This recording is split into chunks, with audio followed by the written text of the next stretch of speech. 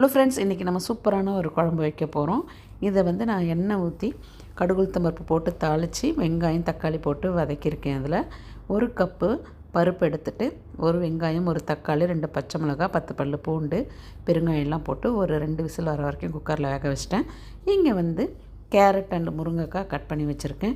இப்போ வெங்காயம் தக்காளி நல்லா வதங்கி வந்ததுக்கப்புறம் நான் வந்து இதை காய்களை போட்டு நல்லா வதக்கிடலாம். இப்போ வதங்கிட்டு இருக்கும்போதே நம்ம குழம்புக்கு தேவையான மசாலாவை இதில் ஆட் பண்ணிடலாம். ஏற்கனவே 2 பச்சை மிளகாய் வந்து பருப்பில் போட்டு வேக வச்சுருக்கேன். இப்போ நான் ஜீரகப்பொடி போடுறேன். அடுத்து குழம்பு மிளகாத்தூள் எவ்வளோ காரமோ அதுக்கேற்ற மாதிரி நான் வந்து கம்மியாக தான் போட்டிருக்கேன். மிளகாத்தூள், மஞ்சத்தூள், தனியாத்தூள்,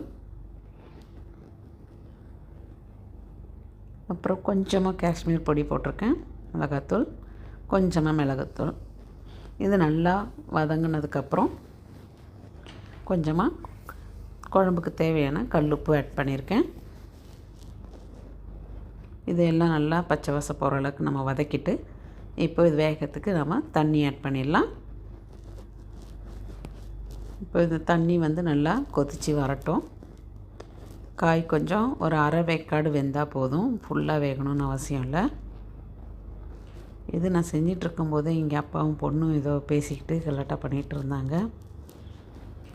ஸோ இப்போ நான் சாம்பாருக்கு தேவையான கொஞ்சமான ஒரு புளி எவ்வளோண்டு எடுத்திருக்கேன் பாருங்கள். நான் வந்து புளி அதிகமாக ஊற்றலை, கொஞ்சோண்டு புளி எடுத்திருக்கேன்.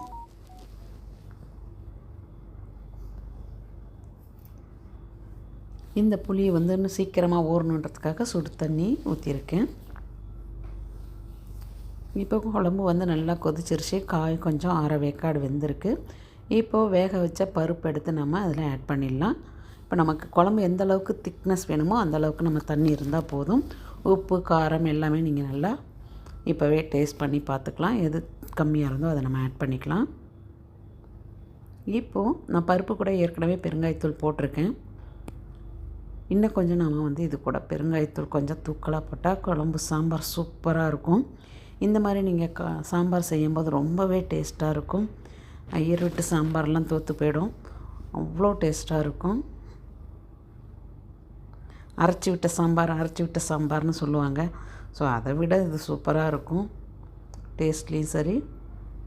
இப்போ முருங்கைக்காயும் நல்லா வெந்து வந்துருச்சு. நல்லா காய் வெந்ததுக்கப்புறம் நம்ம வந்து புளி ஊற்றணும். முன்னாடியே நம்ம புளி ஊற்றிட்டோன்னா காய் வந்து ஒழுங்காக வேகாது. ஸோ நான் இப்போ புளி வந்து கொஞ்சமாக தான் எடுத்தேன். அந்த புளி தண்ணி கொஞ்சமாக ஊற்றிடுறேன்.